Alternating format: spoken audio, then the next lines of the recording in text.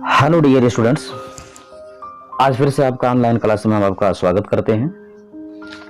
Students, आज का हमारा वीडियो 12वीं कक्षा में पढ़ने वाले विद्यार्थियों के लिए उनके फ्लेमिंगो के lesson 2 lost spring stories of stolen childhood का हिंदी अनुवाद हम आपको करवाने जा रहे हैं। आपको इस पाठ का मीनिंग्स पहले लिखवाया जा चुका है and I hope that you have learned all the meanings of this lesson and you can understand the Hindi version of this lesson. This lesson has been written by Anish Jung. As you see on the screen, Anish Jung 1964 इनके द्वारा ये लिखा गया एक बहुत ही शानदार पाठ है। इसमें ये दिखाया गया है कि निर्धनता बच्चों के लिए एक अभिशाप बन जाती है और इसमें दिल्ली में रहने वाले कचरा बीनने वालों के बारे में और फिरोजाबाद में चूड़ी बनाने वाले गरीब लोगों का बहुत ही शानदार डिस्क्रिप्शन लेखिका अनीश जंग जी ने दिया है। तो आइए हम लोग इस कहानी को 2 पार्ट में पढ़ेंगे। तो आज हम आपको पहला पार्ट पढ़ा रहे हैं और इस पार्ट का नाम है, आप यहाँ नीचे देख सकते हैं, समटाइम्स आई फाइंड ए रूपी इन द गार्बेज। कभी कभी मैं कूड़े के ढेर में 1 रुपया पा जाता हूं। यह आपका पहला टाइटल है इस पूरे कहानी का। तो इस पहले टाइटल की शुरुआत हम करते हैं बिना समय गंवाए हुए। Now let us start to study the lesson, to explain the lesson. Why do you do this? I ask Saheb whom I encounter every morning scrounging for gold in the garbage dump of my neighborhood। लेखिका कह रही हैं कि मैंने साहब से पूछा कि तुम ऐसा क्यों करते हो। कौन साहब? तो जरा देखें, आई आस्क साहब, मैंने साहब से पूछा, whom I encounter every morning, जिससे मैं रोज सुबह को मिलती थी, scrounging for gold in the garbage dump of my neighbourhood, मेरे पड़ोस के जो कूड़े कचरे का ढेर होता था वहां सोने की तलाश करते हुए उस साहब नामक लड़के से मैं रोज मिलती थी सुबह को। साहब left his home long ago. साहब के बारे में लेखिका बता रही हैं, साहब left his home long ago, साहब ने अपना घर बहुत पहले छोड़ दिया था। Set amidst the green field of Dhaka, Dhaka के हरे भरे खेतों के बीच स्थित।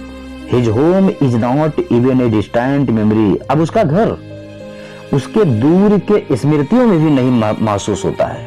अर्थात इस लाइन से ये पता चला है Saheb belong to Dhaka which is the capital of I think West Bengal.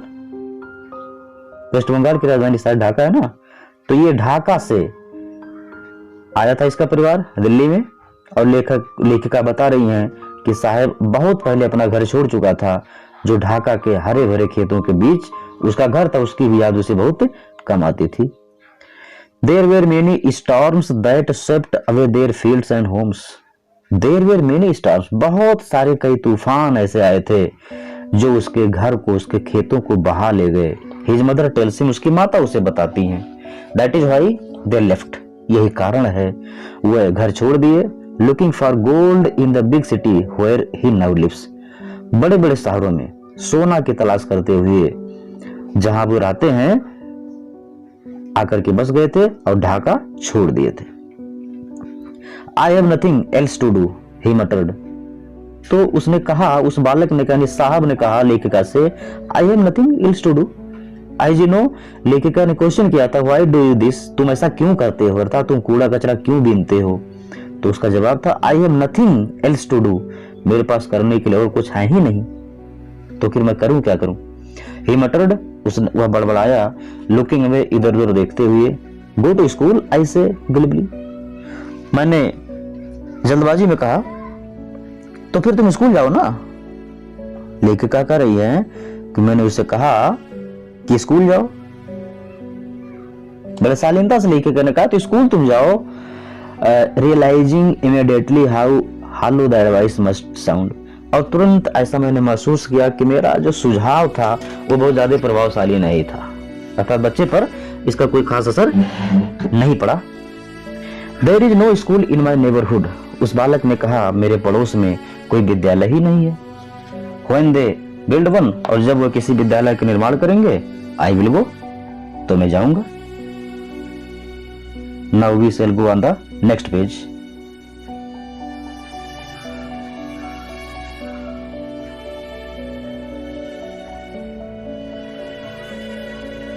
लेखिका पुनः पूछ रही हैं, if I start a school will you come, I ask. लेखिका का ना मैंने पूछा कि अगर मैं एक विद्यालय खोल दूं क्या तुम आओगे? हाफ जोकिंग, मैं आधा मजाक करते हुए मैंने उसे पूछा। यस ही सेज, तब वो कहता हाँ बिल्कुल आऊंगा। स्माइलिंग ब्रॉडली, जोर से मुस्कुराते हुए कहा बिल्कुल मैं आऊंगा। ए फ्यू डेज लेटर, कुछ दिनों के बाद, I see him running up to me, कुछ दिनों के बाद मैंने उसे देखा कि मेरे पास दौड़ करके आ रहा था। इज योर स्कूल रेडी, और मुझसे पूछ रहा था कि मैडम क्या आपका विद्यालय तैयार हो गया है कि मैं पढ़ने आऊं? It takes longer to build a school, I say, मैंने कहा बेटा एक विद्यालय बनाने में बड़ा लंबा समय लगता है।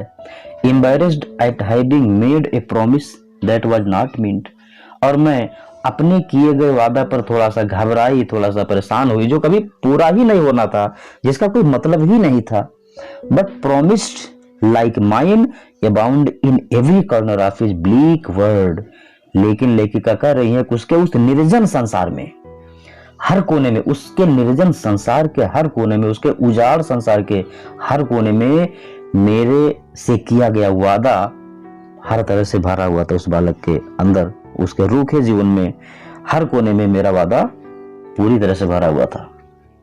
अर्थात उम्मीदें पाल लिया था कि कभी विद्यालय खोलेंगे तो मैं इनके विद्यालय में पढ़ने जाऊंगा। After months of knowing him, कई महीनों तक उसके जानने के पश्चात, I asked him his name, तो मैंने उससे उसका नाम पूछा। साहेब ए आलम ही अनाउंसेज, तो वह जवाब देता है Saheb e Alam. He does not know what it means, वो नहीं जानता है कि उसके नाम का मतलब क्या होता है। If he new it's meaning, अगर वो जानता कि इसका क्या मतलब है, लॉर्ड ऑफ द यूनिवर्स, तो क्या जानता? संसार का स्वामी। साहेब ए आलम का मतलब हुआ लॉर्ड ऑफ द यूनिवर्स, यानी संसार का मालिक।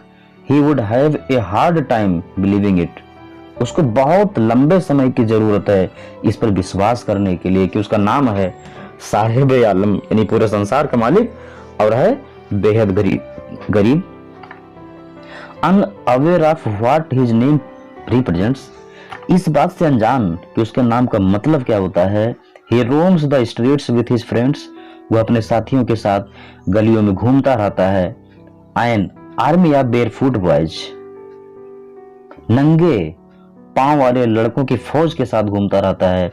Who appear like the morning birds, जो सुबह के पक्षियों की तरह प्रस्तुत होते थे। एंड डिसअपीयर एट नून, और दोपहर के समय गायब हो जाते थे। ऐसे पक्षियों के समय साथ, या ऐसे पक्षियों की तरह वह सुबह अपने मित्रों के साथ, अपने नंगे पांव वाले दोस्तों के साथ हाजिर होता था और दोपहर में गायब हो जाता था। ओवर द मंथ्स, कई महीनों तक, I have come to recognise each of them, लेखिका बता रही हैं कि कई महीनों तक उनको इस तरह से आते रहने से मैं उनमें से प्रत्येक को पहचानने लगी थी, और सभी बच्चों से मेरी एक प्रकार से पहचान हो गई थी। Why are you not wearing chappals, I ask one, लेखिका कह रही है कि मैंने एक से पूछा कि तुम चप्पल क्यों नहीं पहनते हो? तो उस बच्चे का जवाब था, my mother did not bring them down from the self, मेरी माता उन चप्पलों को टार से उतारती ही नहीं है। ही आंसर्स सिंपली, उसने बड़े साधारण ढंग से जवाब दिया कि मेरी माता जी चप्पल उतारती नहीं है। Even if she did, he will throw them off at another who is wearing shoes that do not match। एक बच्चा जब ये जवाब दिया कि मेरी माताजी तो चप्पल टांड से उतारती ही नहीं है, तब तक दूसरा ने क्या कहा, एक दूसरा बच्चा जो बेमेल जूता पहने हुआ था, यहाँ देखिए, एट्स another boy another who is wearing shoes that do not match, एक दूसरा बच्चा जो बिना मैचिंग वाला जूता पहने हुए था, वह कहा अगर इसकी माता जूता उतार भी दें तो ये उनको फेंक देगा। When I comment on this it, और जब मैंने इस पर टिप्पणी किया, he shuffles his feet, तो अपने पैरों को रगड़ा and says nothing, और कुछ नहीं कहा। I want shoes, says a third boy, मुझे जूते चाहिए, एक तीसरा लड़का कहता है, who has never owned a pair all his life, जिसने पूरे जीवन में अभी तक जूता पाया ही नहीं था। Traveling across the country, पूरे देश में यात्रा करने के दौरान I have seen children walking barefoot, मैंने बहुत से बच्चों को नंगे पांव चलते हुए देखा है। In cities and village roads, शहरों में मैंने देखा है, गांव की सड़कों पर देखा है। It is not lack of money, यह धन की कमी नहीं होती है, but a tradition to stay barefoot, बल्कि नंगे रहना एक प्रकार की उनकी परंपरा होती है। I wonder if this is only an excuse to explain away, मुझे आश्चर्य हो रहा है कि यही एकमात्र बहाना नहीं है इसकी व्याख्या करने का, एक परपेचुअल स्टेट ऑफ पॉवर्टी, बल्कि यह एक लगातार गरीब रहने का एक रीजन है, एक कारण है। ये लोग परंपरा बस इस तरह से गरीब बने रहना चाहते थे, ऐसा लेखिका कहना चाहती हैं। फिर से एक बार हम आपको बताना चाहेंगे, I wonder if this is only an excuse to explain away perpetual state of poverty, एक निरंतर गरीबी की अवस्था को व्याख्या करने के लिए मैं इसे केवल एक बहाना ही मानती हूँ। लेकिन मैंने जो महसूस किया, जो मैंने फील किया, वो यही कि परंपरा के कारण नंगे पैर आना पसंद करते थे।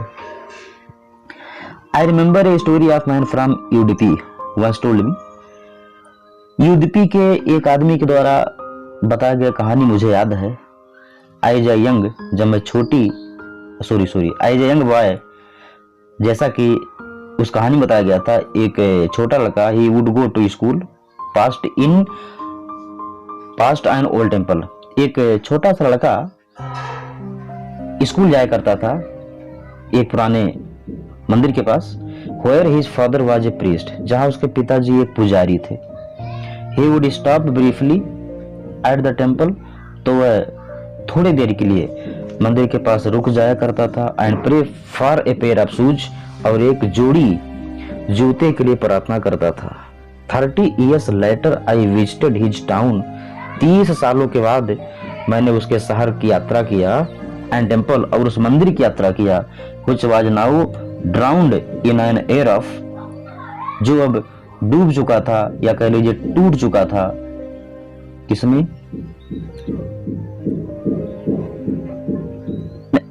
एयर ऑफ डिजोल्यूशन, जो अब टूट करके निर्जन हो चुका था। इन द बैकयार्ड, उस मंदिर के पीछे की तरफ, where lived the new priest, जहां भी एक नया पुजारी रहता था। There were red and white plastic chairs, अब वहां पर कुछ सफेद रंग की और लाल रंग की प्लास्टिक की कुर्सियां थीं। A young boy dressed in A grey uniform, एक छोटा सा लड़का जो भूरे रंग का यूनिफॉर्म पहने हुआ था, वेयरिंग सॉक्स एंड शूज, एक मोजा कह सकते हैं, और जूता भी पहने हुआ था। Arriving painting and through his school bag on A folding bed, वह दौड़ते हुए हांफते हुए आया और अपने स्कूल वाले झोले को, यानी स्कूली झोले को उसने अपने फोल्डिंग बेड पर पटक दिया। एट द बॉय, उस लड़के की तरफ देखते हुए, I remembered the prayer another boy had made to the goddess, मुझे वो उस दूसरे लड़की की प्रार्थना याद आ गई जो देवी से किया करता था। when he had finally got a pair of shoes, जब वह अंतिम में एक जोड़ी जूता पा चुका था। let me never lose them, ईश्वर करे मेरे ये जूते कभी गायब ना हो, अर्थात मैं इनको कभी गायब नहीं होने दूंगा।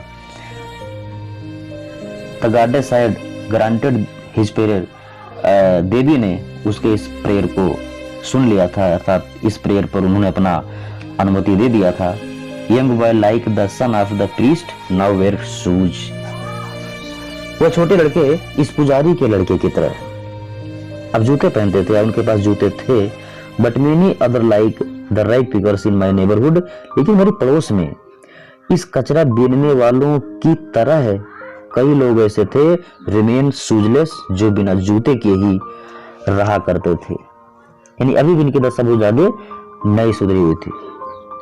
माई acquaintance with the barefoot rice pickers leads me to Sinhapuri.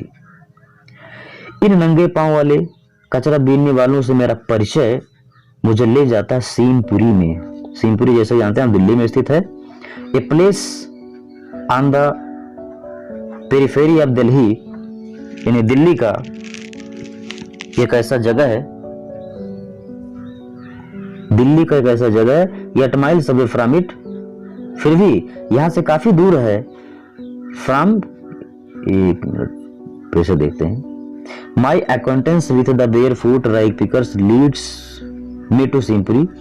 इन नंगे पांव वाले कचरा बीनने वाले लोगों से मेरा परिचय अब मुझे सिंहपुरी की तरफ ले जाता है। A place on the periphery to Delhi yet miles away from it.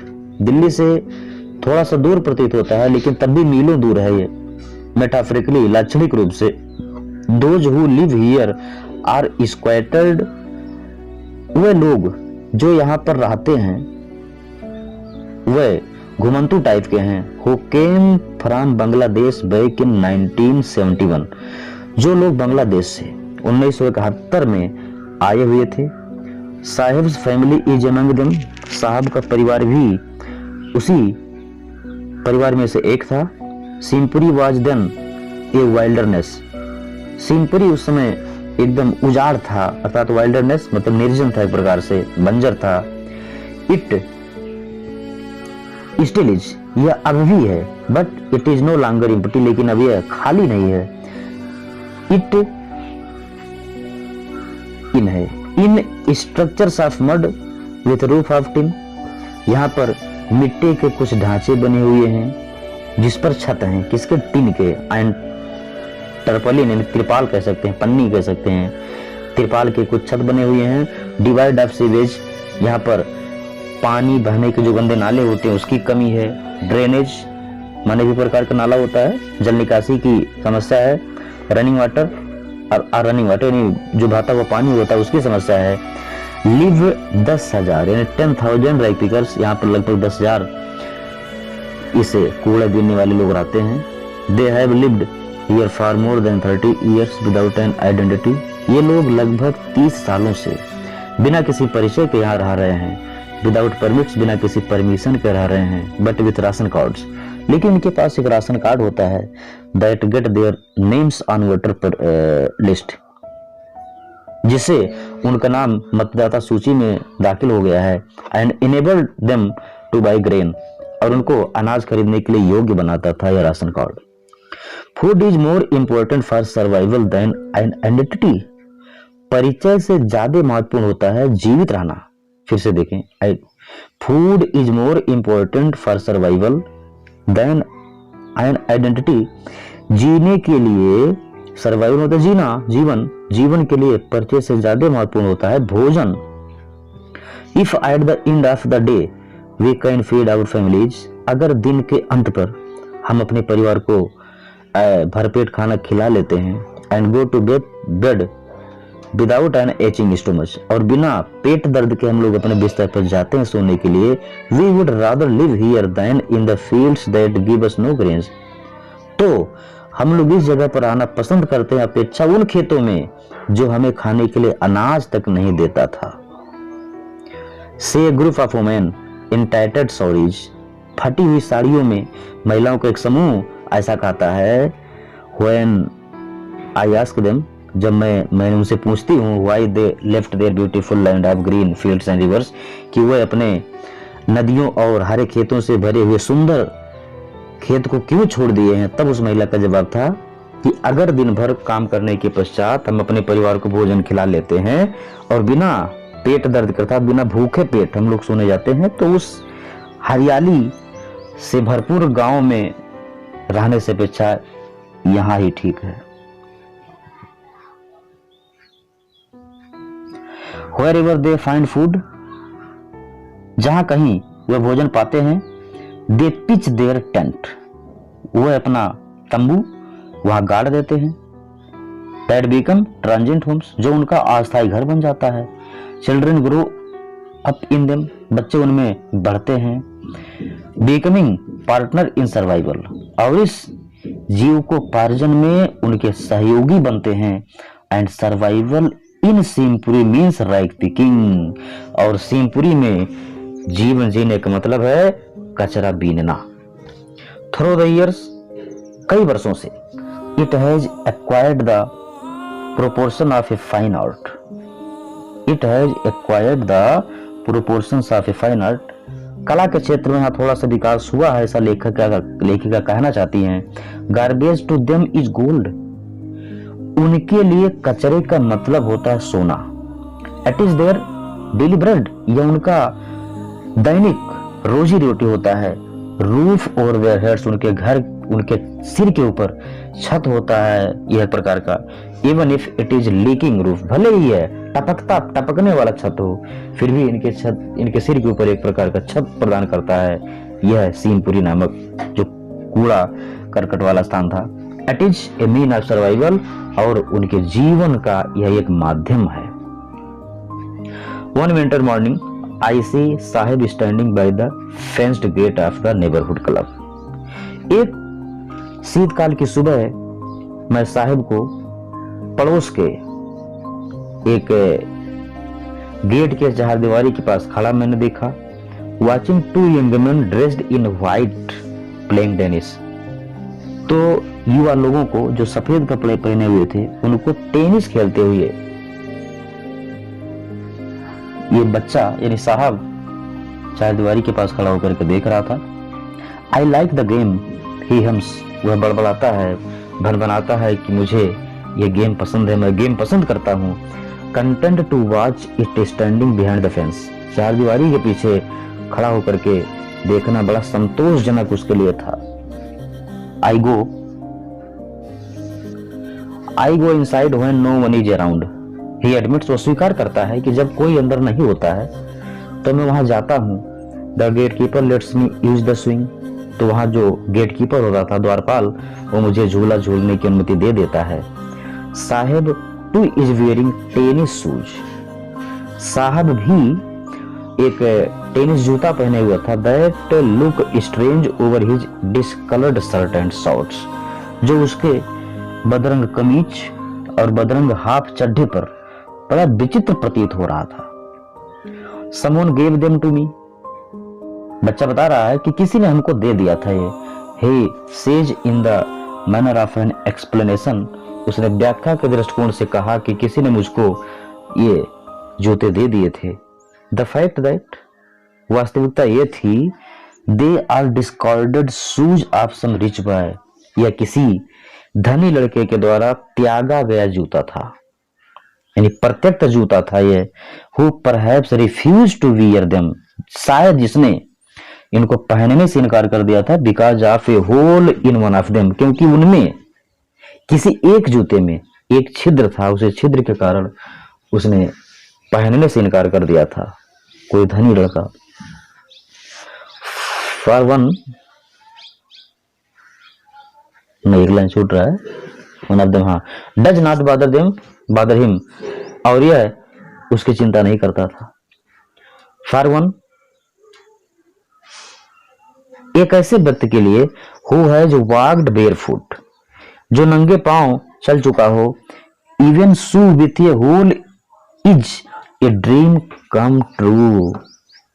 लेखिका कह रही है कि जो बच्चा बिना जूते के चल चुका हो, उसके लिए ये छिद्र वाला जूता भी सपने के सच होने जैसा एहसास कराता है।